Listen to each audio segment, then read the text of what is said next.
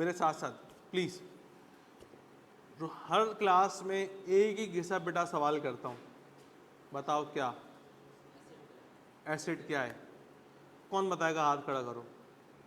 जैन, क्या है एसिड? जिसकी लाइफ ज़्यादा हो, ठीक है, जो आपके यूज़ में आ सकता है, ओके। जिसकी लाइफ ज़्यादा हो, ये तो कोई कंडीशन नहीं है। जो आपके यूज़ में आ सकता है, ये भी कोई कंडीशन नहीं है। हैं वो चीज़ जो आपको फ्यूचर इकोनॉमिक बेनिफिट दे, जिसकी एक सर्टेन लाइफ हो, यूजफुल लाइफ हो, और जो क्या हो, कंट्रोलेबल हो, वो आपका क्या कहलाता है? एसेट्स कहलाते हैं। लायबिलिटी क्या होती है? जो पास्ट में एक्ट की वजह से प्रेजेंट ऑब्लिगेशन जो है, आज जो बर्डन है, उसको लायबिलिटी बोलते हैं। जैसे सैलरी पेबल हो गया, वेजेस पेबल हो गया, यूटिलिटी पेबल हो गया, बिल्स पेबल हो गया, अकाउंट्स पेबल हो गया। अकाउंट्स पेबल कब यूज़ करते थे? जब वो सामान खरीदा हो जिसका मैं कारोबार करता हूँ और उसके मैंने पैसे ना दिए हो, ठीक है ना। मिसाल के तौर के ऊपर मेरा फर्नीचर का आउटलेट है, फर्नीचर मैंने परचेज किया और फर्नीचर के पैसे नहीं दिए, तो फर्नीचर के अगेंस्ट जो पेबल आएगा वो मेरा क्या कहलाएगा? अकाउंट्स। और फर्नीचर को मैं रिकॉर्ड करूंगा एज अ इन्वेंट्री, क्योंकि वो उसका मैं काम करता हूँ, उसको फर्नीचर रिकॉर्ड नहीं करूंगा। तो जिस चीज़ का हम कारोबार करते हैं, अगर वो चीज़ परचेज करें तो उसको इन्वेंट्री बोलते हैं या परचेजेस बोलते हैं, ठीक है। फिर हमने देखा था एक्सपेंस क्या होता है। एक्सपेंस क्या था? हाँ, वो सारे खर्चे जो कि बिजनेस को एक्सपेंड करने के लिए, प्रॉफिट बढ़ाने के लिए, प्रॉफिट कमाने के लिए, सेल्स बढ़ाने के लिए किए हो, वो बिजनेस के क्या कहलाते हैं? एक्सपेंस कहलाते हैं, ठीक है। इक्विटी क्या होती है? ओनर की खुद की इन्वेस्टमेंट क्या कहलाती है? इक्विटी कहलाती है। आई मेरी बात समझ में आप लोगों के बेटा? ठीक है। अच्छा, फिर पास्ट में हमने बहुत सारे काम करे। अकाउंटिंग इक्वेशन देखी, पानी भी दे देना है। अकाउंटिंग इक्वेशन देखी कि अकाउंटिंग इक्वेशन क्या होती है? Assets is equal to liability plus equity. हमने देखा था कि बिजनेस के अंदर जो एसेट्स होंगे या तो वो लायबिलिटी के थ्रू होंगे, कहीं से लोन वोन लिया होगा तो कैश आएगा, है ना, या तो ओनर की खुद की इन्वेस्टमेंट होगी। अच्छा, अगर प्रॉफिट हो रहा है तो वो कहाँ जाएगा? ओनर की इक्विटी में जाके प्लस होगा। अगर लॉस हो रहा है या कोई खर्चा एक्सपेंस आ रहा है तो वो ओनर की इक्विटी से, क्यों? क्योंकि प्रॉफिट भी ओनर का और लॉस या एक्सपेंस भी ओनर का। ऐसा ही है ना। अच्छा, आग वाग लग जाती है, इन्वेंट्री जल गई, 50,000 की इन्वेंट्री जल गई, तो 50,000 इन्वेंट्री में से माइनस करूंगा और ओनर के हिस्से से भी जाके, क्योंकि ये किसका नुकसान है? ओनर का नुकसान है, क्योंकि बिजनेस में एक ही बंदा है। आ रही मेरी बात समझ में? अच्छा, फिर हमने लास्ट क्लास में बड़ा टेक्निकल सवाल देखा था कि एसेट और एक्सपेंस में क्या फ़र्क है। क्या फ़र्क था? एक लाइन में बताओ कि भाई एसेट और एक्सपेंस में ये फ़र्क था। हाँ हाँ, क्या बोलो? बोल, लाइफ ऐसे करो, बस बस। लाइफ किधर से आ गई? हाँ फंसी, तुम बता दो भाई, तुमने कोई दही तो नहीं जमाया ना मुंह में?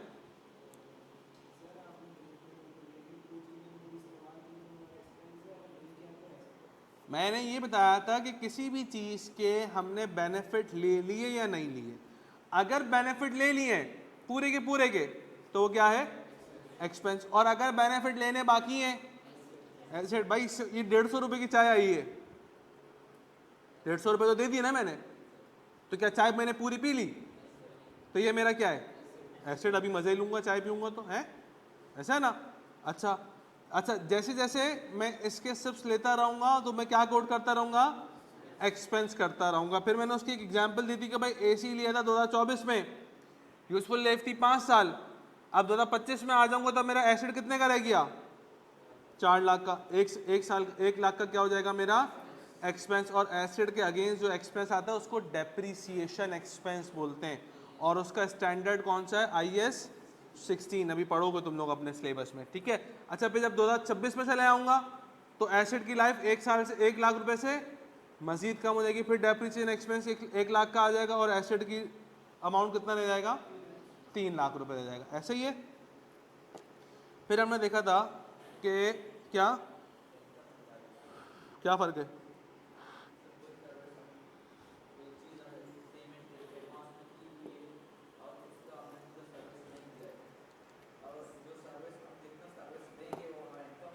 हाँ, अगर पेमेंट एडवांस में आ गई है और उसके अगेंस्ट सर्विसेज नहीं दी हैं, अभी 2 बच्चों ने फीस पे करी, फीस तो पे कर दी, पूरे पीआरसी की थी तो पूरा पीआरसी पढ़ लिया क्या, नहीं पे किया, नहीं पढ़ा, तो इसका मतलब जो मेरे पास फीस आई है वो मेरे लिए क्या है, इनकम नहीं है।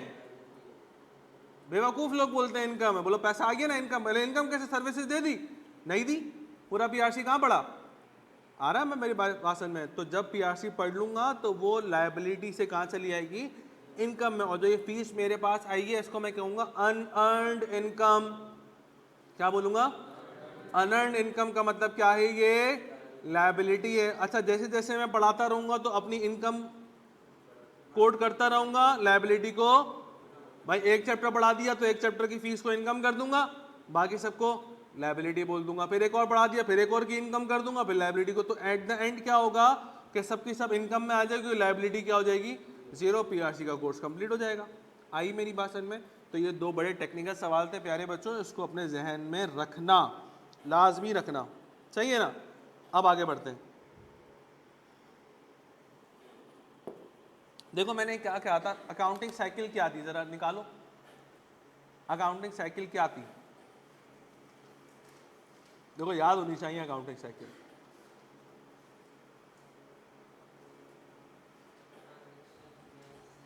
सबसे पहले क्या होनी चाहिए, ट्रांजैक्शन किसको बोलते हैं,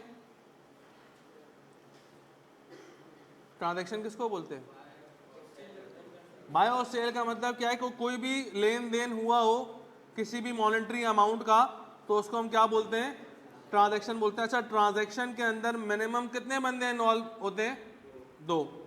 एक बंदा, मैं अपने आप को खरीद के अपने आप को तो नहीं बेच सकता ना, मिनिमम कितने बंदे होते हैं, और 2 से ज़्यादा भी हो सकते हैं, तो वो ट्रांजैक्शन होती है। कोई मॉनेटरी अमाउंट भी उसके अंदर आ रहा हो, ऐसा नहीं हो मैंने एक आइडिया बेचा, आइडिया ले लिया, तो इसकी ट्रांजैक्शन क्या होगी, कुछ नहीं होगी भाई। मैंने सजेशन दिया, सजेशन, तो सजेशन का कोई अमाउंट थोड़ी, हाँ सजेशन की मैं फीस काउंट करूँ तो वे बात समझ में आती है। तो अमाउंट मॉनेटरी ट्रांजैक्शन होनी चाहिए, मॉनेटरी अमाउंट होना चाहिए, ठीक है ना। अच्छा, फिर ट्रांजैक्शन के बाद क्या था, books of prime entry. Books of prime entry का मतलब क्या है कि उसको रिकॉर्ड तो करेंगे भाई, सेल करी तो सेल्स बुक के अंदर रिकॉर्ड करूंगा, परचेज करी तो परचेज बुक के अंदर रिकॉर्ड करूंगा, कैश के सारे मैटर्स कैश बुक के अंदर रिकॉर्ड करूंगा, आ रही है। अच्छा, परचेज करते हैं तो परचेज रिटर्न भी तो करते हैं भाई, माल खरीदा डिफेक्टिव निकला वापस कर दिया, तो वो क्या कहलाएगा आपका, परचेज रिटर्न कहलाएगा, तो परचेज रिटर्न की अलग बुक बनेगी। अच्छा, सेल हम करते हैं, बादों का कस्टमर वापस ले आता है कि भाई ये सामान खराब है, तो वो क्या है आपकी सेल्स रिटर्न है, तो उसकी बुक अलग बनेगी, ठीक है। एक जर्नल हमने बनाया था कि सबके लिए एक कंबाइन बुक बना लेते हैं, तो आज हमने सीखना है जर्नल बनाना।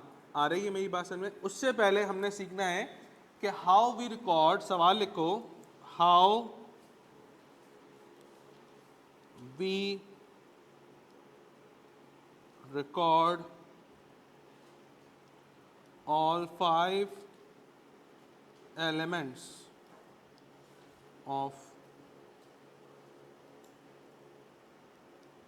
accounting।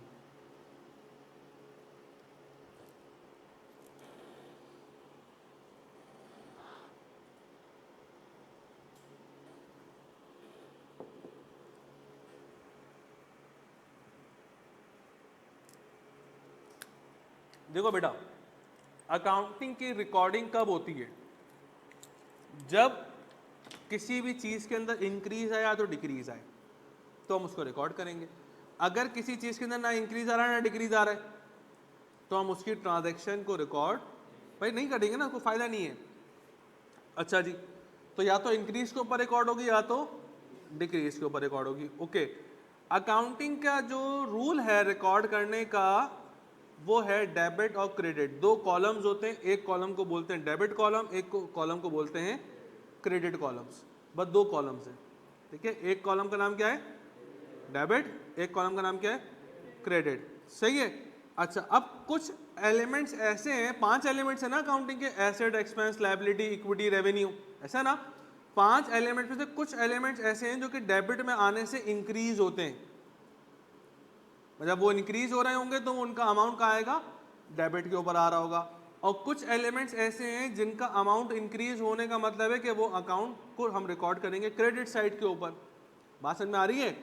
मतलब कुछ एलिमेंट्स ऐसे हैं जो कि डेबिट में आने से इंक्रीज होंगे, क्रेडिट में आने से डिक्रीज होंगे। कुछ एलिमेंट्स ऑफ अकाउंटिंग ऐसे हैं जो कि क्रेडिट साइड पे आएंगे तो इंक्रीज होंगे और डेबिट साइड पर डिक्रीज होंगे। तो आओ देखते हैं कौन कौन से इंक्रीज होंगे, डिक्रीज होंगे। तो सबसे पहले हम 2 कॉलम बनाते हैं। ये आ गया आपका 2 कॉलम्स आ जाएंगे बेटा इस तरीके से। पहला कॉलम आएगा डेबिट का, दूसरा कॉलम आएगा क्रेडिट का, ठीक है। अच्छा, बहुत से लोग डेबिट को डी आर लिख देते हैं और क्रेडिट को सी आर लिख देते हैं, ठीक है। ये लिखना टेक्निकल गलत है, अकाउंटिंग में इसकी कोई एग्जिस्टेंस नहीं है, ठीक है। तो डी आर सी आर से डेबिट क्रेडिट नहीं चलेगा, आपने पूरा पूरा लिखना होगा, ठीक है।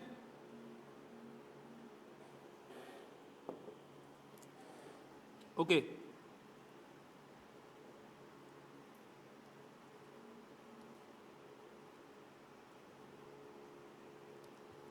सबसे पहला अकाउंटिंग का एलिमेंट कौन सा है, एसेट्स।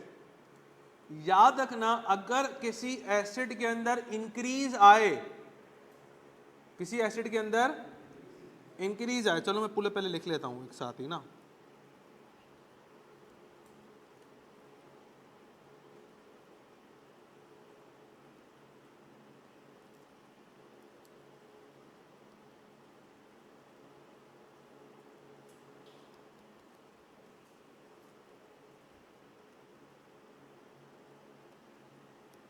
तो मेरे प्यारे बच्चों, अगर एसेट्स के अंदर इंक्रीज आ रहा हो, सुन लो सारे, अगर एसेट्स के अंदर इंक्रीज आ रहा हो तो इंक्रीज का अमाउंट हम डेबिट साइड पे लिखेंगे। Assets will increase by debit side, ठीक है। और अगर एसेट डिक्रीज हो रहा होगा तो भाई ऐसा ही है ना, या तो कोई चीज इंक्रीज होगी या तो कोई चीज, अगर एसेट इंक्रीज हुए तो कहां डालूंगा, डेबिट में। अगर एसेट डिक्रीज होने को तो कहां डालूंगा, क्रेडिट में। ऐसा ही है।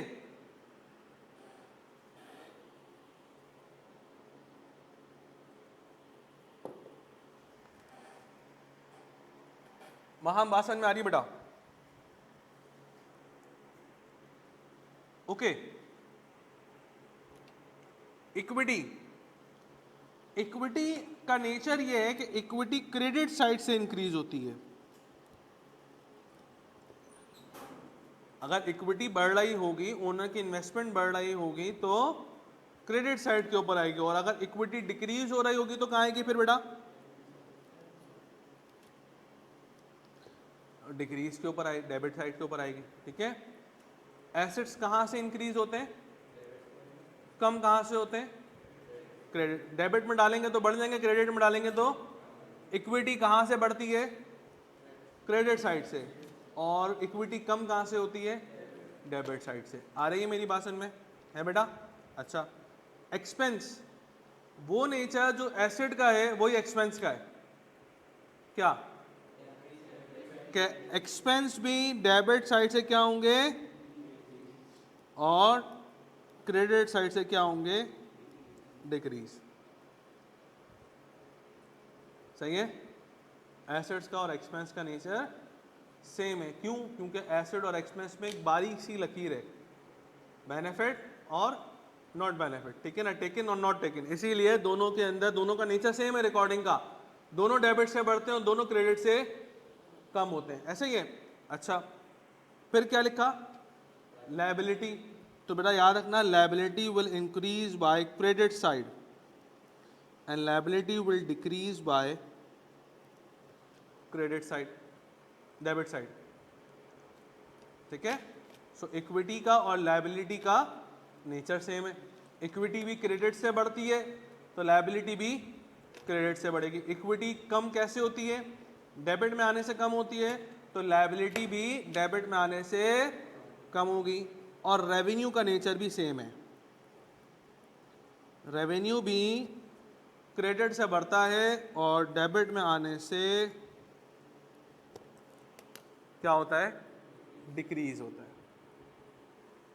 सो इसको अपने पास याद करें, 5 मिनट दे रहा हूं, फिर हम प्रॉपर रिकॉर्डिंग की तरफ मूव करते हैं।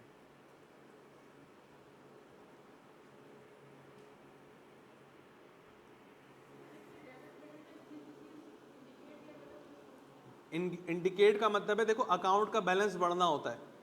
1 लाख का सामान था, 1 लाख की इन्वेंट्री थी, 50,000 की और खरीदी, तो इन्वेंट्री कितनी की होगी? तो इन्वेंट्री के अकाउंट में क्या आया? प्लस आया ना। तो जब प्लस आया तो इन्वेंट्री क्या है आपकी? एसेट है। तो एसेट है तो उसको रिकॉर्ड तो कहीं तो करूंगा ना, दोनों कॉलम्स के अंदर, या तो डेबिट में रिकॉर्ड करूंगा तो क्रेडिट में रिकॉर्ड करूंगा। तो चूंकि इन्वेंट्री एसेट है और एसेट क्या हो रहा है आपका? इंक्रीज हो रहा है, तो एसेट साइड किसके ऊपर आएगी? डेबिट साइड के ऊपर। या तो प्लस होगा या तो माइनस होगा। तो एसेट्स का प्लस डेबिट साइड, एसेट्स का माइनस क्रेडिट साइड, एक्सपेंस का प्लस डेबिट साइड और एक्सपेंस का माइनस क्रेडिट साइड। बाकी इक्विटी, लायबिलिटी, रेवेन्यू, ये तीनों क्रेडिट से क्या होती हैं? इंक्रीज, और डेबिट से क्या होती हैं? डिक्रीज। ठीक है, 2 ही कॉलम है डेबिट का और क्रेडिट का, तीसरा कॉलम कोई नहीं है आपकी रिकॉर्डिंग का, बस या तो डेबिट होगा या तो क्रेडिट होगा। ठीक है, इसको याद करें और फिर हम क्वेश्चंस की तरफ मूव करते हैं।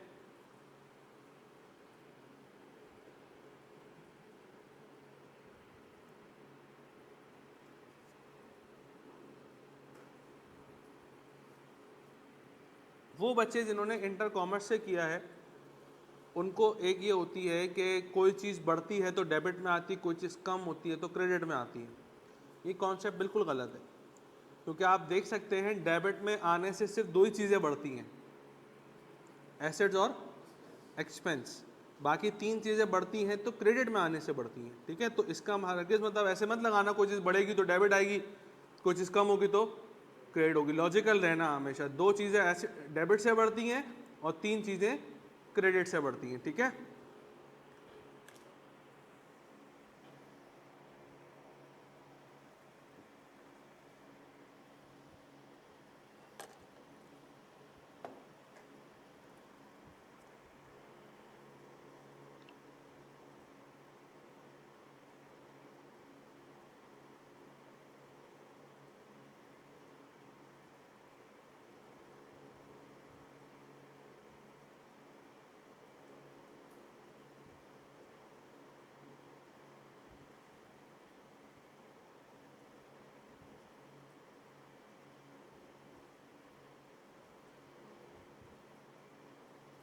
अभी देखो मेरे पास एक जॉब की एडवर्टाइजमेंट आई है, ये रही, मैं भी यही रीड कर रहा था। ये मेरे पास एक ग्रुप है, इसमें फाइनेंस से रिलेटेड जॉब्स आती हैं, जिन्होंने ACCA किया हुआ हो, CA किया हुआ हो, ICA किया हुआ हो। सो एक रिक्वायरमेंट है जिसमें CA इंटर मांग रहे हैं। CA इंटर का मतलब क्या होता है कि जिसने कैफ क्वालिफाई किया वो आर्टिकल्स भी उसकी हुई, ठीक है ना, वो CA इंटर कहलाएगा, फाइनलिस्ट भी वही कहलाएगा। तो उसकी जो IV है, क्योंकि CA उसको कंप्लीट नहीं हुआ हुआ, तो उसकी सैलरी कितनी होगी? उसकी सैलरी लिखी है 120,000 to 150,000, मतलब 1,20,000 से 1.5 लाख। क्वालिफाई हो जाऊंगा तो 2.5-3 पे चला ही जाऊंगा वैसे ही ना, तो मैंने ओरिएंटेशन में बताया था। CA इंटर कर लूँगा, आर्टिकल्स कर लूँगा, और तो मुझे कितने मिल जाएंगे? 1,20 से 1.5। ये अभी की एडवर्टाइजमेंट है, ये अभी ये मैसेज आया मेरे पास, ठीक है ना। एक और भी है लेकिन उसमें मेंशन नहीं किया हुआ अमाउंट का। एनीवेज आप लोग बड़ा याद करो जल्दी से।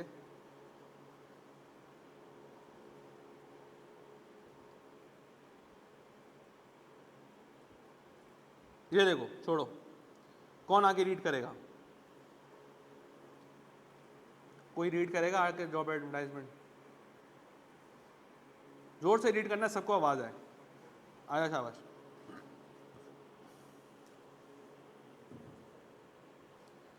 रिक्वायरमेंट्स पढ़ें।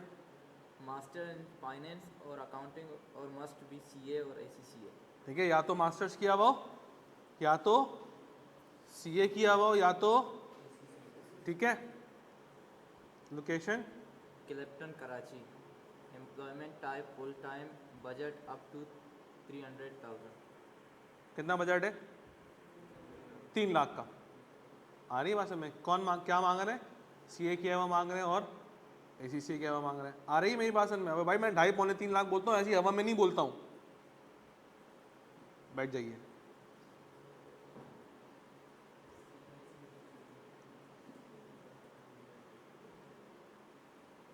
वो बच्चा आजकल जो कैफ के अंदर है ना, क्योंकि उसका अपने ऊपर से विश्वास उड़ चुका है। विश्वास बोले तो यकीन, उसका बिलीव उड़ चुका है अपने ऊपर से। बोलता है यार मैं पता नहीं पास होऊंगा भी नहीं होऊंगा। उनको डीट है ना, रिवाइज नहीं कर रहा घर जाके, कैसे पास होगा? भाई की शादी चल रही है घर में, अब क्या करें भाई? शादी भाई की चल रही है, नुकसान मैं अपना कर रहा हूँ। अबे भाई उसको तो फुल टाइम मजे लगे हुए, तुम्हारे तो समझ रहे हो ना बात को?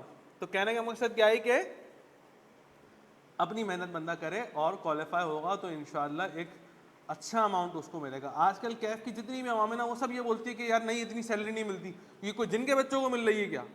या कोई मैं अपनी तरफ से मैसेज टाइप करके ग्रुप में डाल रहा हूँ? भाई दूसरों के मैसेज हैं जो कि मैं दिखा रहा हूँ। ठीक है, ये फाइनेंस और ऑडिटर्स वाला ग्रुप है जिसमें तकरीबन कराची के क्वालिफाइड लोग सारे मौजूद हैं इसके अंदर। ACCA किए हुए, CA किए हुए, ICA में किए हुए, तकरीबन लोग इसके अंदर मौजूद हैं फाइनेंस वाले ग्रुप के अंदर। ठीक है ना?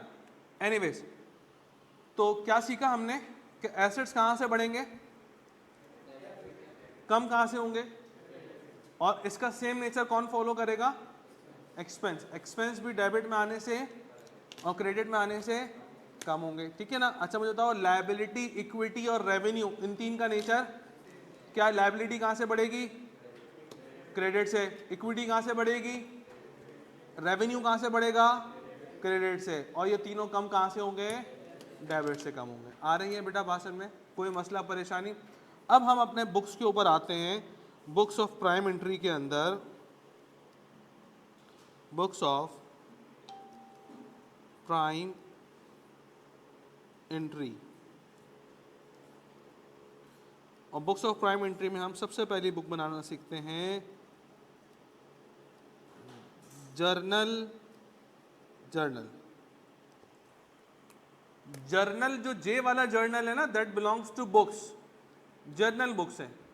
ठीक है, हर तरह की ट्रांजैक्शन हम यहाँ डालेंगे, फिर आगे जाके हम सेग्रीगेट कर देंगे। ठीक है ना? अभी तो हर तरह की ट्रांजैक्शन यहाँ डालेंगे। अब जर्नल का सर फॉर्मेट क्या होता है? What is the format of journal? आओ उसके ऊपर बात करते हैं।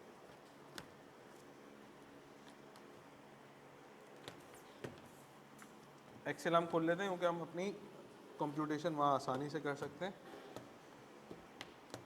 अब देखो जर्नल बुक्स कैसे बनती हैं। बड़ा आसान काम है यार, और काफ़ी इंटरेस्टिंग काम है।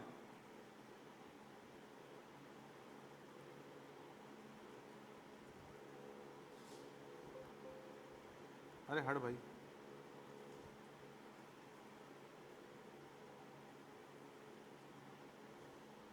क्या बनाना है?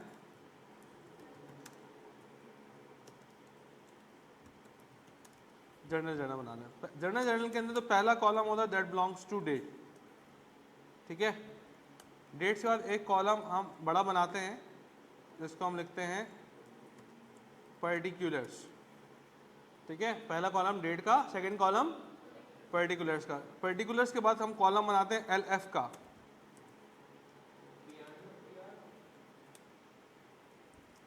PR जो है ना, वो सब बेकार की बात है। मतलब PR। और एक कॉलम हमारे पास बनेगा बेटा क्रेडिट का। LF मतलब लेजर फोलियो। इसके बारे में हम बाद में बात करेंगे कि लेजर फोलियो का कॉलम क्या करता है। अभी हमारे लिए LF का कॉलम है ही नहीं, मुझे नहीं पता LF क्या है। तो फॉर्मेट क्या है? पहला कॉलम किसका होता है? डेट का। दूसरा कॉलम किसका होता है? पर्टिकुलर्स का। पर्टिकुलर्स के अंदर क्या आते हैं? सारे अकाउंट्स आते हैं कि कौन सा अकाउंट आ रहा है, कौन सा नहीं आ रहा। ठीक है, और डेबिट साइड आएगा, पहले डेबिट साइड आएगा और फिर क्रेडिट साइड आएगी। ठीक है ना? तो इस तरीके का एक फॉर्मेट आप लोग भी बना लो।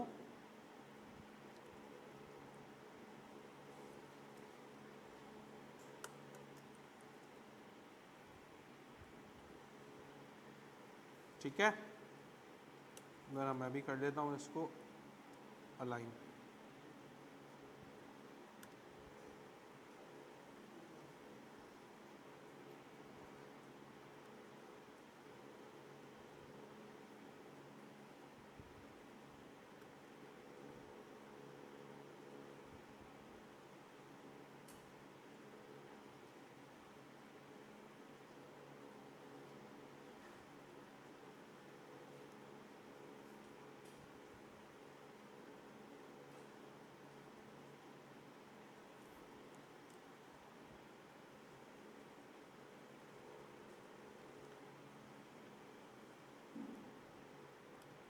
सो बेटा this is your journal format, इसको हम यहाँ लगा देते हैं ताकि आप लोग फिर इसको बना लीजिए।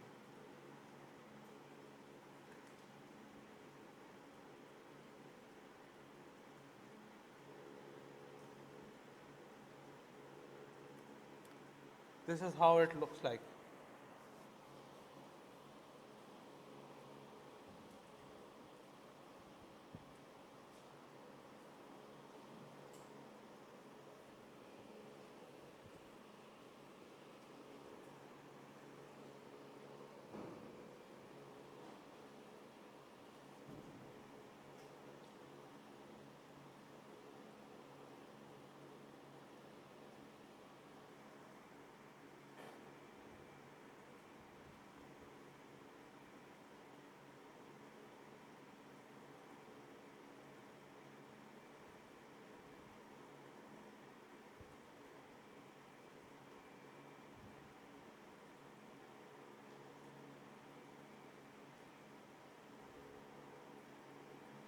जी बेटा क्लियर, आगे बढ़े। क्यों हंस रहा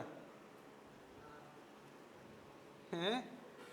हमें ही बता भाई, हम भी हंसेंगे यार, फजूल में बैठे मेरी पढ़ाई कर रहे हैं, जल्दी बता।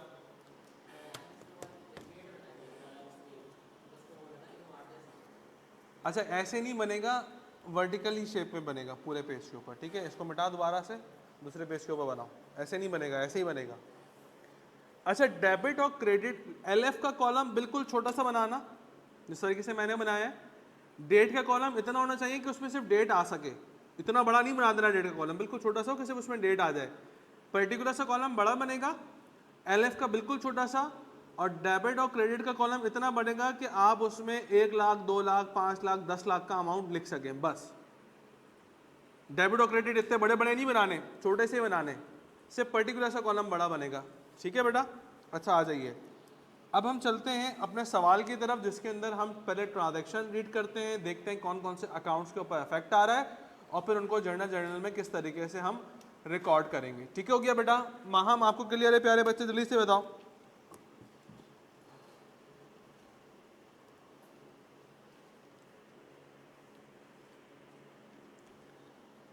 हो गया डाउनलोड?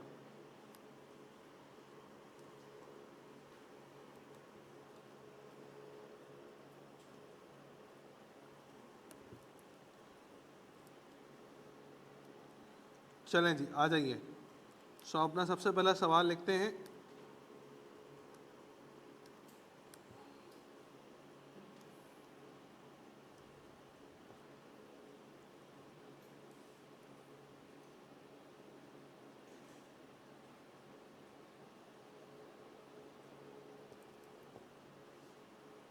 चलो प्यारे बच्चों इधर देखो, सारे काम छोड़ दो, सुकून से बैठो।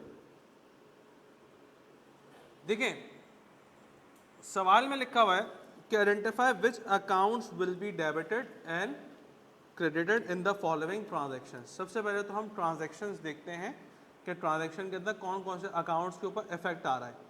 सबसे पहला काम क्या होता है, ट्रांजैक्शन को रीड करो, अंडरस्टैंड करो, अकाउंट्स के ऊपर देखो कि कौन सा अकाउंट प्लस हो रहा है, कौन सा अकाउंट माइनस हो रहा है। फिर वो अकाउंट्स का नेचर चेक करो कि वो एसेट प्लस हो रहे हैं या लायबिलिटी प्लस में आ रही है या इक्विटी प्लस में आ रही है, फिर उसके हिसाब से हम उनकी रिकॉर्डिंग करते हैं। ठीक है ना? आओ देखते हैं। लिखा हुआ goods bought for cash, goods bought for cash का मतलब क्या है कि सामान खरीदा है और पैसे दे दिए हैं, वैसे ही है ना। तो जब सामान मैं खरीदता हूं तो उसको मैं क्या बोलता हूं, बोलो, इन्वेंट्री या परचेजेस एक ही बात है। सामान में गुड्स लिखा हुआ ना, गुड्स किसको बोलता हूं, जिस चीज़ का हम कारोबार करते हो, तो उसको परचेजेस बोलो या इन्वेंट्री बोलो, एक ही बात है। तो हम असल अल्फाजों में उसको इन्वेंट्री बोल देते हैं, ठीक है। अच्छा मुझे बताओ, इन्वेंट्री हमारे पास इंक्रीज हो रही है डिक्रीज हो रही है परचेज करने से, बोलो। इंक्रीज है, इंक्रीज हो रही है ना, तो इन्वेंट्री आगे प्लस डाल दूं। अच्छा इन्वेंट्री का नेचर क्या है, एसेट्स है, ओके बेटा। अच्छा, और जब मैंने सामान खरीदा तो मैंने उसको दिया क्या है, कैश। कैश कम हो गया या बढ़ गया, भाई कैश सर देंगे तो कैश कम हो जाएगा। कैश का नेचर क्या है, इतना समझ में आता है। एक एसेट बढ़ रहा है, एक एसेट, बस ये काम को रिकॉर्ड करना बड़ा आसान है यार, बड़ा आसान है, ठीक है। आओ इधर देखो, लिखा goods bought from Salman and को ऑन क्रेडिट। अब मैंने सामान खरीदा है सलमान की कंपनी से, ऑन क्रेडिट का मतलब है उधार। तो जब सामान खरीदा है तो वही इन्वेंट्री आ गई, और इन्वेंट्री इंक्रीज हुई डिक्रीज हुई। अच्छा मैं इन्वेंट्री को शॉर्ट फॉर्म में INV लिख दूँ क्योंकि इधर जगह स्पेस कम है। इन्वेंट्री क्या हो गई, इन्वेंट्री का नेचर एसेट्स। अच्छा इन्वेंट्री के अगेंस्ट मैंने पैसे नहीं दिए, तो या अकाउंट्स पेबल है या सिर्फ सादा पेबल आएगा, ये अकाउंट्स पेबल आएगा क्योंकि इन्वेंट्री के अगेंस्ट वाला पेबल है, ऐसा। अकाउंट्स, बताओ अकाउंट्स पेबल लायबिलिटी बढ़ रही है कम हो रही है, बढ़ रही है क्योंकि पैसे नहीं दिए ना, तो लायबिलिटी क्या हो रही है बेटा, लायबिलिटी का नेचर, इसका अकाउंट्स पेबल का नेचर क्या है, क्लियर होती है मेरी बात। किसी को कोई मसला खास तौर पे जो फर्स्ट टाइम पढ़ रहे हैं, यहाँ पर इंटर कॉमर्स वाला बच्चा आराम से अपना मैनेज कर लेगा, मसला नहीं है उसको।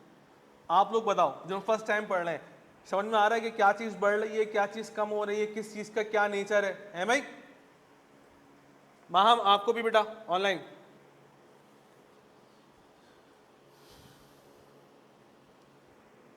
अच्छा जी। तीसरी ट्रांजैक्शन क्या लिखा हुआ है,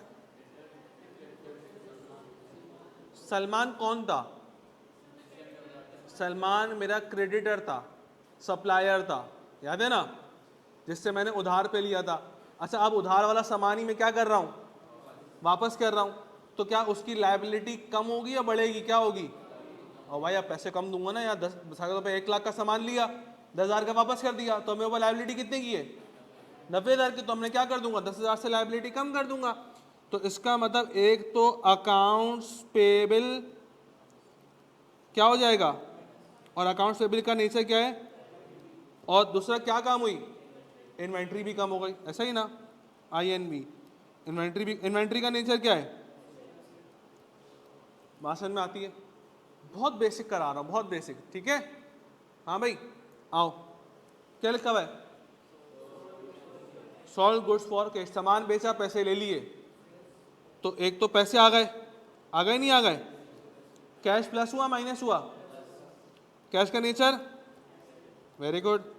और पे सामान बेचा, सामान बेचने को बोलते हैं सेल्स, और सेल्स हो रही है तो सेल्स प्लस हो रही है, सेल्स का नेचर, बोलो। याद है मैंने कहा था कि रेवेन्यू दो तरीके के होते हैं, दो तरीके के बिजनेस होते हैं, service industry, manufacturing industry. Service industry का मतलब जैसे टीचिंग है, लॉयर है और दूसरे सब इंडस्ट्रीज है, वो क्या करती हैं, अपना रेवेन्यू किसको बोलती हैं, बोलो, रेवेन्यू बोलती है अपनी फीस को। और जो मैन्युफैक्चरिंग इंडस्ट्रीज हैं जो कुछ बनाती हैं और फिर बनाने के बाद बेचती हैं, उनका रेवेन्यू क्या होता है, सेल्स, उनका रेवेन्यू क्या होता है, सेल्स। तो सेल्स का नेचर क्या है, रेवेन्यू नेचर है। आई मेरी बात समझ में है, कोई मसला। अच्छा अब माहम इसमें इन्वेंट्री क्यों नहीं आया, इन्वेंट्री इसलिए नहीं आया क्योंकि उसने ये बोला ही नहीं कि सेल्स कितने अमाउंट की थी और इन्वेंट्री कितने की थी, है ना। पिछले साल में ये था ना कि भाई 90,000 का सामान 190 का बेच दिया, तो इन्वेंट्री का तो अमाउंट ही नहीं है, तो इन्वेंट्री का डिस्कशन नहीं है, तो मैं इन्वेंट्री सोचूंगा भी नहीं, वही सोचूंगा जितना ट्रांजेक्शन में लिखा हुआ है, उतना ही सोचना है जितना ट्रांजेक्शन में लिखा हुआ है, और नहीं सोचना। फिर पढ़ो, sold goods on credit to Abid. अब आबिद को सामान बेचा, पैसे नहीं लिए, तो पैसे लेने बाकी तो है ना, उसको क्या बोलते हैं? अकाउंट। और अकाउंट रिसीवेबल प्लस हो रहा है माइनस हो रहा है? अकाउंट रिसीवेबल का नेचर क्या है? Very good. और मुझे बताओ कि हमने सामान बेचा तो सेल्स हो गई, सेल्स प्लस हुई माइनस हुई? और सेल्स का नेचर क्या है? लायबिलिटी। ये कौन बंगी था लायबिलिटी वाला? मैं तुम्हें देख भी नहीं रहा भाई, मैं जनरल देख रहा हूँ। सेल्स का नेचर क्या है? रेवेन्यू नेचर है। क्लियर है? किसी ने बोला था ना लायबिलिटी, है ना? ओके चलो, एनीवेज अब आगे बढ़ते हैं। क्या लिखा हुआ है? वेरी गुड महाम बेटा, शाबाश। पार्शल का मतलब होता है थोड़ी। Partial payment receive from Abid by cheque. Cheque आ गया और आबिद से जो पैसे लेने थे अब वो क्या हो जाएंगे? कम हो जाएंगे। तो चेक आने का मतलब है बैंक बढ़ना। बैंक में प्लस हो जाएगा ना भाई, चेक कर लूंगा, बैंक में जमा कराऊंगा तो बैंक का अकाउंट क्या हो जाएगा? बढ़ जाएगा। और बैंक भी मेरा क्या होता है? एसेट होता है भाई। बैंक का जो बैलेंस है वो मेरा क्या है? एसेट है ना। तो बैंक में क्या हो जाएगा? प्लस। अच्छा, आबिद से अब पैसे कम लेने, अब अकाउंट रिसीवेबल आबिद का क्या कर दूंगा? अकाउंट रिसीवेबल माइनस कर दूंगा। और अकाउंट रिसीवेबल का नेचर क्या है? एसेट नेचर है। क्या ये बात भेजे में बैठ रही है भाई? जी इब्राहिम, ओके आओ आगे पढ़ो। Payment made to Salman and co. Salman कौन था? क्रेडिटर था, मेरा सप्लायर था, अकाउंट्स पेबल वाला, ऐसा है ना। अब उसको मैं पेमेंट कर रहा हूँ, चेक से कर रहा हूँ, ऐसा ही है ना। तो जब चेक से कर रहा हूँ तो अकाउंट्स पेबल बढ़ेगा कम होगा? अकाउंट्स पेबल का नेचर लायबिलिटी नेचर है अकाउंट्स पेबल का, ऐसा ही ना। अच्छा, और मैं किससे पेमेंट कर रहा हूँ? तो बैंक क्या है? माइनस हो रहा है। बैंक का नेचर एसेट नेचर है। क्लियर? देखो, कैश से जाएगा तो कैश कम करूंगा, बैंक से जाएगा तो बैंक कम करूंगा। चेक आएगा तो बैंक बढ़ेगा, कैश आएगा तो कैश बढ़ेगा, बस ये याद रखो, ठीक है ना। फिर क्या कह रहा है? Abid return goods. आबिद कौन था? जिसको मैंने सामान दिया था उधार पर, उसने आधी पेमेंट कर दी थी, याद है ना, लिखा था partial payment receive from Abid. आधी पेमेंट लेनी बाकी थी उससे, उसमें उसने क्या किया? सामान वापस कर दिया। जब सामान वापस कर दिया तो सामान बेचा था तो मैंने उसको सेल्स बोला था, हैं? जब सामान वापस आएगा तो सेल्स रिटर्न हो जाएगा। सामान वापस आया ना तो सेल्स क्या हो जाएगा? रिटर्न हो जाएगा। अच्छा, सेल्स का नेचर, सेल्स क्या था? अच्छा, ये सेल्स रिटर्न बढ़ रहा है, सेल्स का नेचर क्या है? रेवेन्यू, ऐसा ही है ना। तो सेल रिटर्न क्या है? कॉन्ट्रा अकाउंट रेवेन्यू का। रेवेन्यू कहाँ से बढ़ता है? रेवेन्यू कहाँ से बढ़ता है? डेबिट से क्रेडिट से? रेवेन्यू कहाँ से बढ़ता है? क्रेडिट से बढ़ता है। तो सेल रिटर्न कहाँ से बढ़ेगा? डेबिट से बढ़ेगा। कॉन्ट्रा अकाउंट का मतलब अपोजिट नेचर वाला, ठीक है, कॉन्ट्रा रेवेन्यू, ठीक है ना।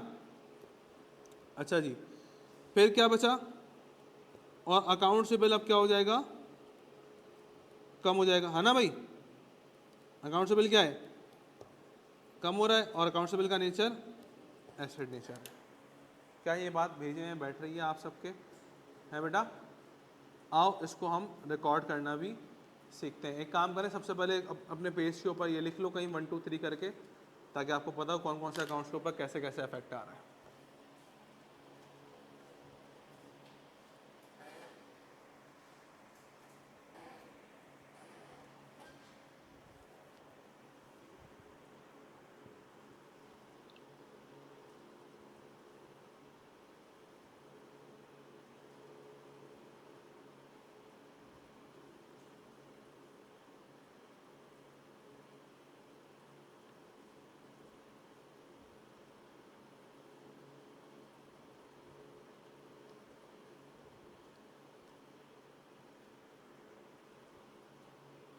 बेटा जो फर्स्ट टाइम पढ़ रहे हैं ऑल ओके?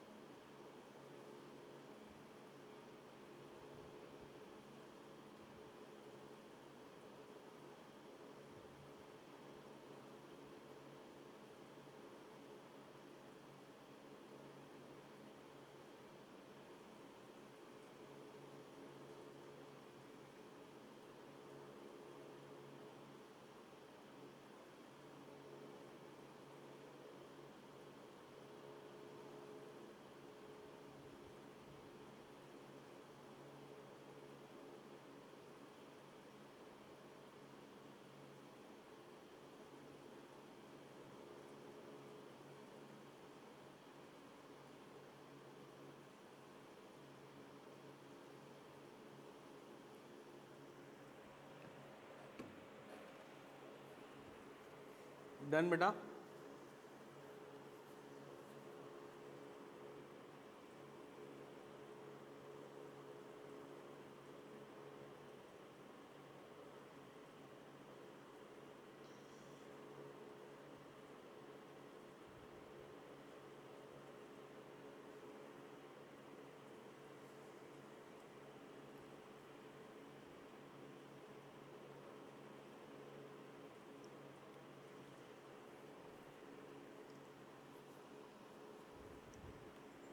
सर सी पर इन्वेंट्री, सी पर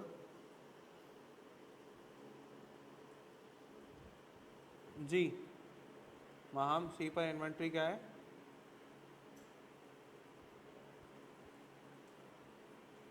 डॉट, डॉट आया है, डॉट क्यों हो रही है? डॉट का मतलब क्या है?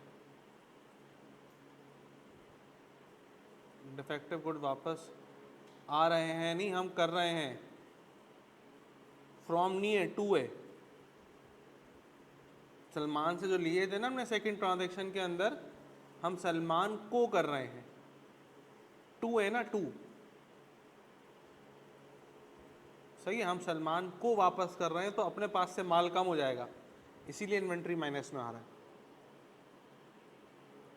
वरना अगर कोई हमें कर रहा होता, जिस तरह से लास्ट ट्रांजैक्शन के अंदर है माहम, कि उसमें सामान हमें वापस हुआ है, तो हमने उसके अंदर सेल्स रिटर्न लिखा है। जब सामान बेचते हैं तो सेल्स लिखते हैं, तो फिर सेल्स रिटर्न करते हैं।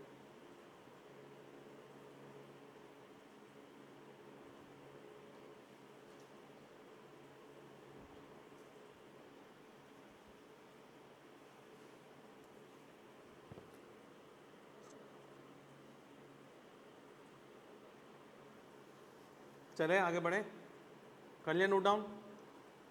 अब हम बनाते हैं जर्नल जर्नल और जर्नल जर्नल की।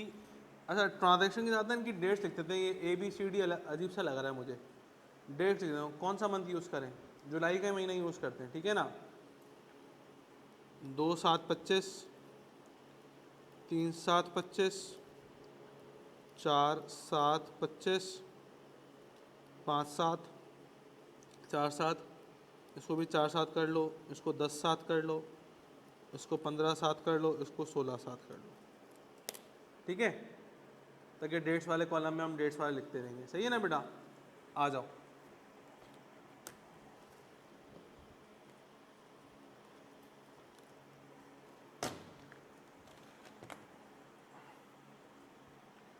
चलें क्लास, जर्नल जर्नल बनाए हैं बेटा? आ जाओ। अब बेटा देखो कहानी क्या है, प्लीज फोकस।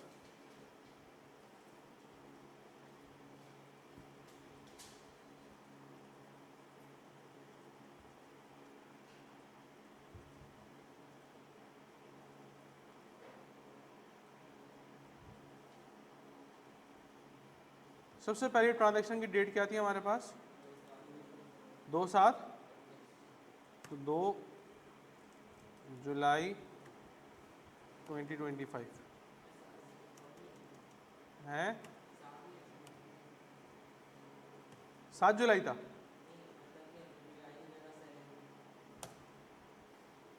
ये मेरा फॉर्मेट खुद ही करेगा ना, आप 7 लिख देना। एक्सेल वाला फॉर्मेट जो है वो जुलाई को ऐसे लिख देगा, ठीक है।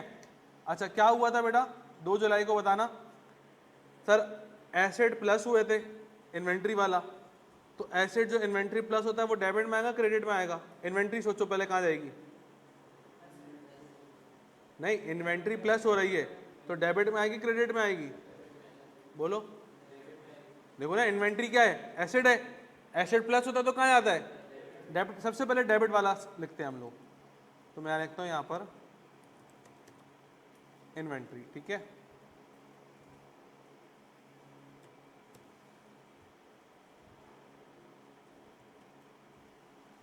सबसे पहले इन्वेंट्री आ गया तो ये हम यहाँ लिखता हूँ इंक्रीज। सही है, एसेट था तो मैंने इंक्रीज पे लिख दिया, ठीक है। इन्वेंट्री के बाद कौन सा अकाउंट के ऊपर इफेक्ट आया बेटा? कैश। कैश क्या हो रहा है? कम। कैश एसेट होता है, एसेट कम होता है तो कहाँ जाता है? क्रेडिट में। तो देखो ये आ गया आपका कैश, और कैश क्या हो रहा है? डिक्रीज हो रहा है। आ रही है मेरी बात समझ में? हर ट्रांजैक्शन के अंदर डेबिट और क्रेडिट लाजमी इन्वॉल्व होगा। ऐसा नहीं हो सकता कि सारे के सारे अकाउंट डेबिट और क्रेडिट खाली हो, ठीक है, और ऐसा नहीं हो सकता कि सारे के सारे अकाउंट क्रेडिट हो रहे हों और डेबिट खाली हो। डेबिट और क्रेडिट का मिक्सचर होगा अकाउंटिंग, सही है ना। तो समझ में आया बेटा। देखो अकाउंट इन्वेंट्री क्या था, एसेट था, इन्वेंट्री जो कि प्लस हो रही थी, इसीलिए मैंने क्या लिखा, डेबिट में लिखा। चूंकि कैश क्या हो रहा था, कम हो रहा था, और कैश का नेचर क्या था, एसिड नेचर था, तो एसिड कम होते तो कहाँ जाते हैं, क्रेडिट में आते। आ रही है मेरी बात समझ में है बेटा। अच्छा, इसके अलावा सेंटर में इसके बाद वाली इसमें लिखते हैं नरेशन। इस लाइन में क्या लिखते हैं, जब डेबिट क्रेडिट आ जाएगा पहले डेबिट साइड आएगी, हमेशा याद रखना सारे डेबिट आएंगे फिर क्रेडिट आएंगे, ठीक है। ट्रांजैक्शन कैसा नहीं है पहले क्रेडिट मार देंगे फिर डेबिट मारेंगे, रूल गलत है, पहले डेबिट फिर क्रेडिट। और फिर उसके बाद लिखेंगे नरेशन। नरेशन का मतलब क्या है, जो ट्रांजैक्शन है वही छाप दो। क्या है ट्रांजैक्शन, तो इसको नरेशन में लिखते हैं to record goods for cash, और इसको हम एक करते हैं अंडरलाइन थोड़ी सी बोल्ट वाली,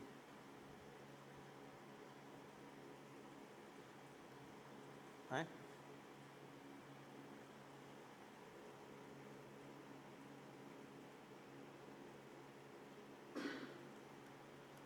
अब ये ट्रांजैक्शन हमारी क्या हो जाएगी बेटा, इस तरीके से कंप्लीट हो जाएगी। पहले डेबिट साइड आई, फिर क्रेडिट आया, और फिर उसके नीचे क्या आई, नरेशन। नरेशन का मतलब क्या होता है, टू रिकॉर्ड करके जो ट्रांजैक्शन थी ना वही कॉपी पेस्ट कर दूंगा, अमाउंट हटा दूंगा, सही है। आओ सेकेंड ट्रांजैक्शन पढ़ते हैं। किस तारीख को है, 3/7 को है, तो 3 जुलाई डालता हूँ, 25। ओके, अब देखते हैं क्या है, बताओ। इन्वेंट्री प्लस हो रही है ना, मतलब एसेट बढ़ रहा है, तो एसेट बढ़ रहा है तो मैं यहां लिखता हूं इन्वेंट्री,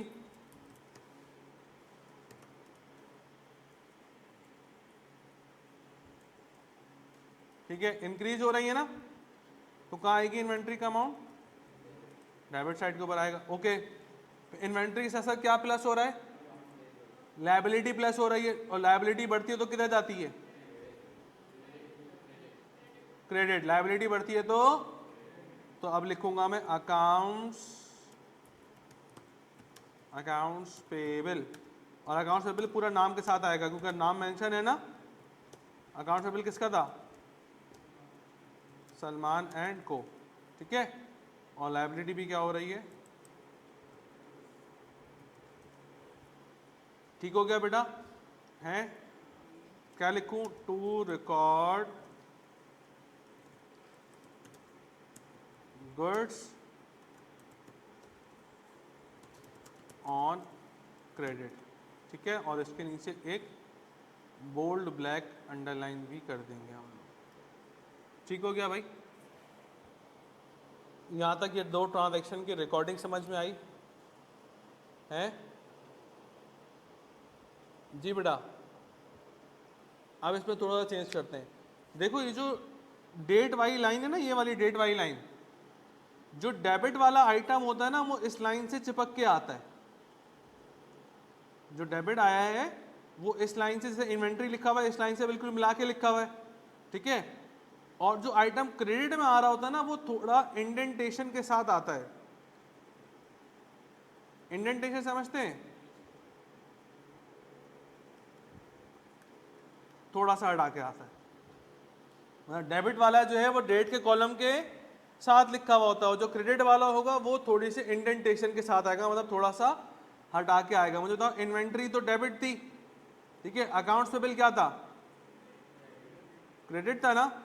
अकाउंट्स पेबल जब क्रेडिट था तो अकाउंट्स पेबल को थोड़ा हम क्या किसका लिख देंगे, इंडेंटेशन के साथ लिख देंगे। ये आगे अकाउंट्स पेबल थोड़ा सा हटा के। ये एक प्रॉपर ट्रांजैक्शन है। डेबिट वाले डेट के कॉलम के साथ आते हैं, क्रेडिट वाले थोड़े से हटकर आते हैं, डेट के कॉलम के साथ नहीं आते, सही है ना।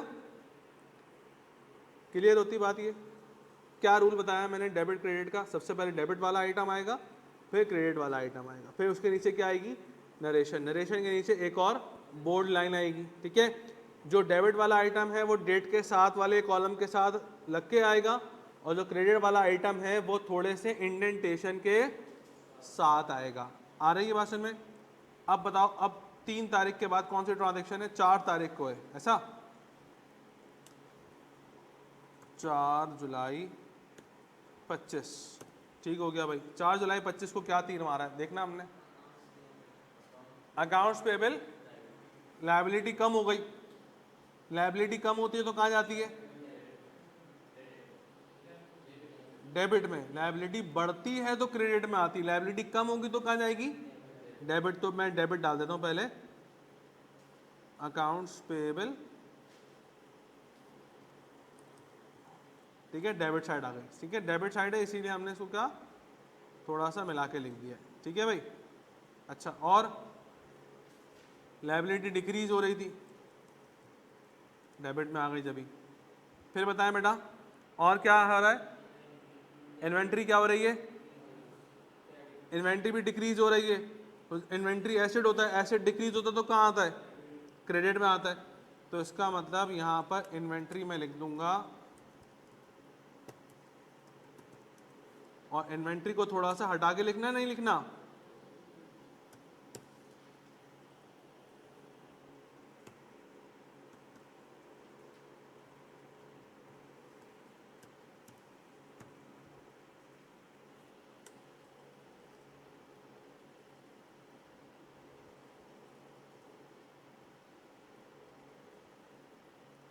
और इन्वेंट्री चूंकि एसेट है और एसेट भी डिक्रीज हो रहा है, तो एसेट डिक्रीज होते हैं तो क्रेडिट साइड के ऊपर आते हैं। और नरेशन क्या है इसकी पढ़ना, रिटर्न डिफेक्टिव गुड्स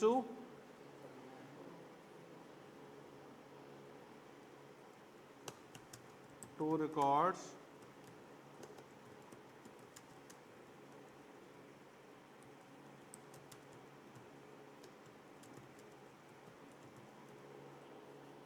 ठीक है, to return defective goods to Salman, और इसके नीचे एक बोल्ड लाइन आ जाएगी लाइक दिस।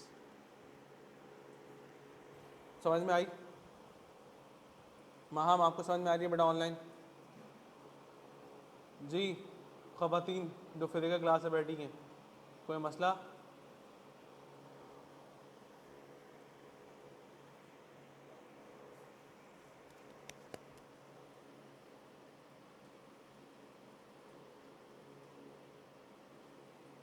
आगे बढ़े। फिर 4 तारीख की है transaction, cash 4/7, sold goods for cash. अच्छा, कैश देखो क्या हो रहा है, इंक्रीज हो। कैश का नेचर क्या है? एसेट है। तो चूंकि कैश इंक्रीज हो रहा है तो कैश कहाँ आएगा? डेबिट साइड के ऊपर आएगा, ठीक हो गया भाई। और फिर 1 मिनट, इंक्रीज हो रहा है ना, सही है। और फिर कैश के साथ साथ क्या इंक्रीज हो रहा है? सेल्स। सेल्स का नेचर क्या है?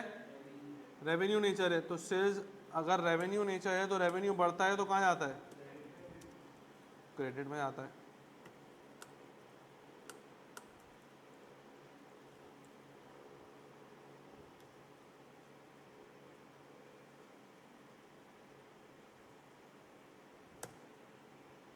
जी भाई,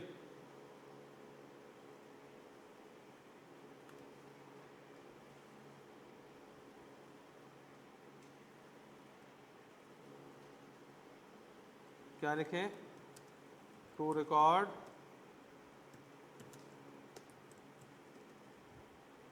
सेल्स मेड फॉर कैश, और इसके नीचे एक बोल्ड अंडरलाइन आ जाएगी अपनी।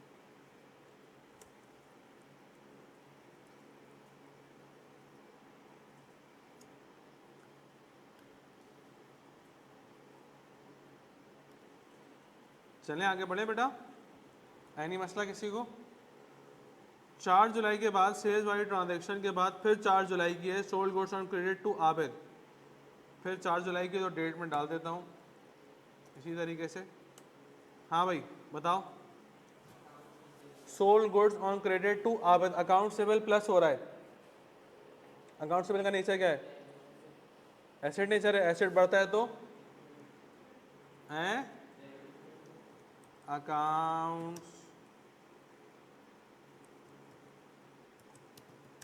अकाउंटेबल आबिद,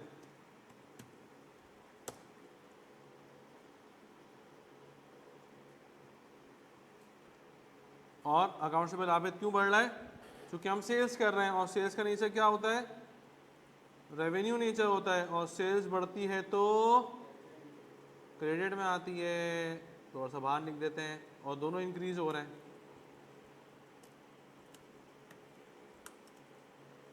रिलेशन क्या आएगी? टू रिकॉर्ड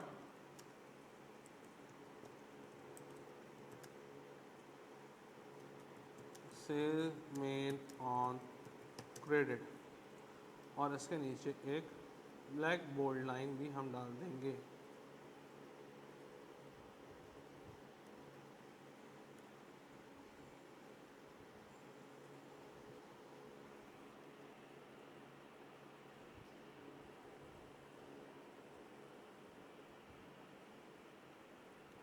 डन बेटा, सबको समझ आ रहा है? थोड़ा सा होगा परेशानी, डेबिट जा रहा है, क्रेडिट जा रहा है, थोड़ी सी होगी, होनी भी चाहिए, फर्स्ट टाइम कर रहे हैं ना, लेकिन यूज टू हो जाएंगे। अभी इसके ऊपर सीखो, फिर मैं एक होमवर्क दूंगा, उसके ऊपर प्रैक्टिस करके आना, फिर क्लास में डिस्कस करेंगे, जर्नल जर्नल बना के आना इंशाल्लाह। बस प्रैक्टिस करेंगे इंशाल्लाह, हो जाएगा, मसला नहीं है।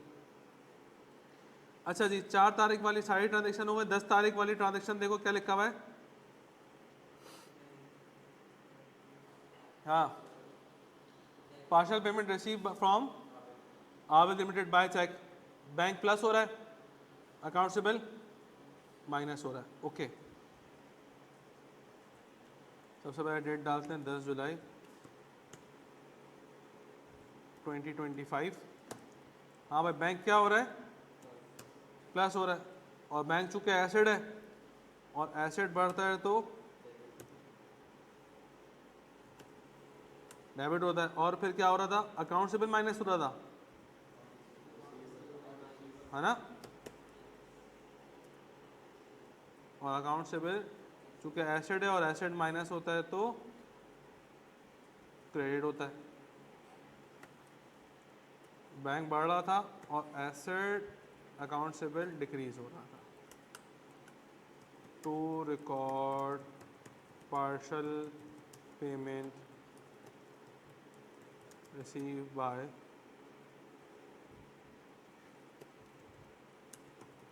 आबिद,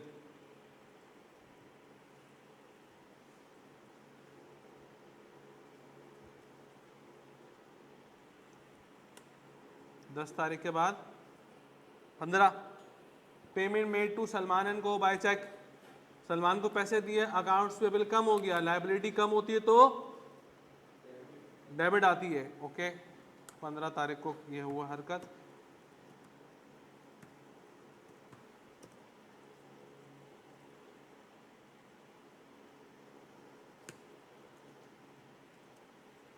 हाँ भाई, accounts payable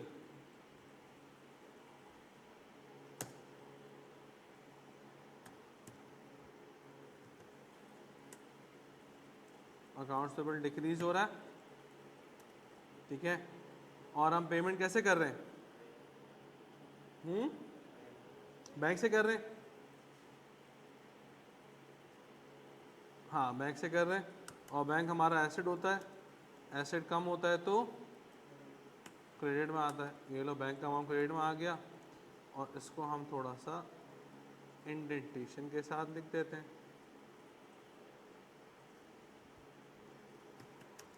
to record payment to creditor Salman, ठीक है।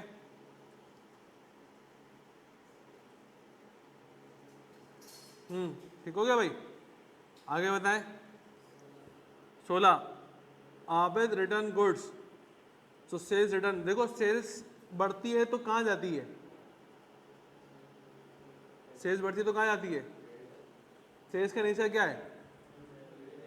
रेवेन्यू बढ़ता है तो क्रेडिट होता है, ठीक है ना। सेल रिटर्न वापस आई है तो सेल क्या हो जाएगी?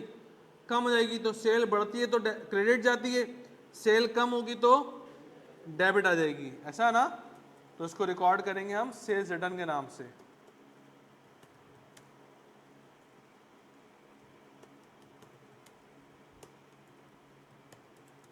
और इसको पूरा लिखते हैं सेल रिटर्न एंड अलाउंस, ठीक है ना। तो ये आ जाएगा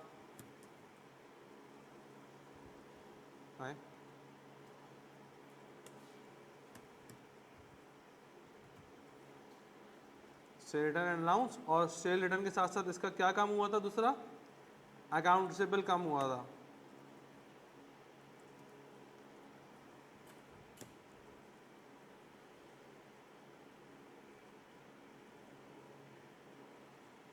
सेल रिटर्न भी कम हो रही थी, कॉन्ट्रा रेवेन्यू अकाउंट, ठीक है। अकाउंट रिसीवेबल मतलब एसेट, एसेट कम होता है तो क्रेडिट आता है। इसकी डेट क्या थी बेटा, 16 तारीख।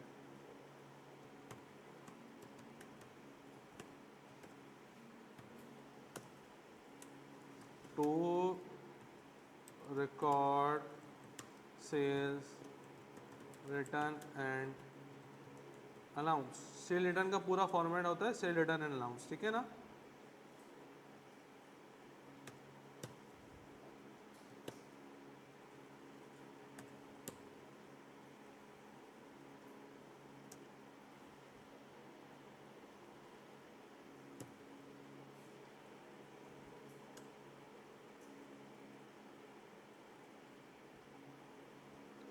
एक मिनट दीजिए ज़रा, मैं इसको पीछे मर्ज कर दूं, आप लोग फिर आराम से कॉपी कर लेना, ठीक है।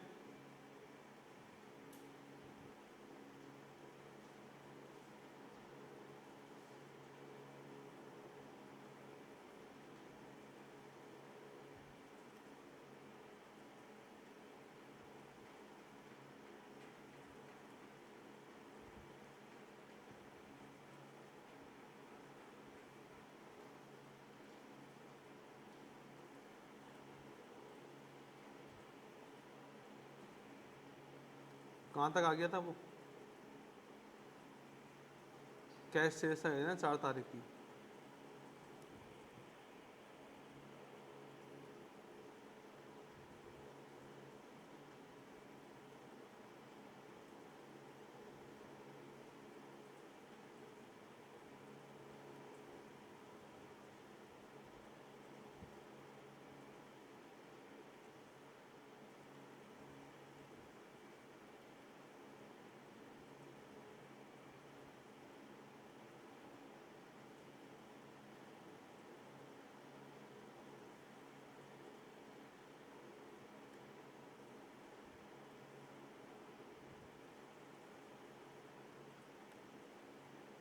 चले जी, जूम आउट करूं,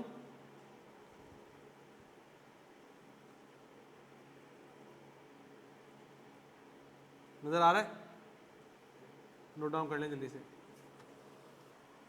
नेक्स्ट सवाल मैं आपकी स्क्रीन के ऊपर शो करता हूं, सब लोग इसकी पिक्चर ले लो। सेकंड क्वेश्चन की, ये आप लोग का होमवर्क है, और इसी तरीके से इसके ऊपर डेबिट क्रेडिट और अपना जर्नल बनाकर लेके आना है।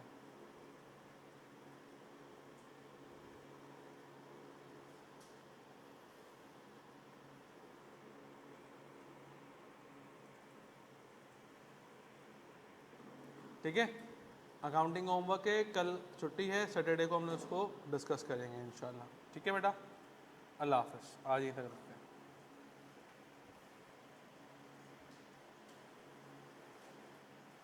होमवर्क शेयर मुझे ना करें, मैं कल क्लास में ही डिस्कस करूँगा माहम, वो मतलब सैटरडे वाले दिन, ठीक है ना, करके रख लें जब तक अपने पास।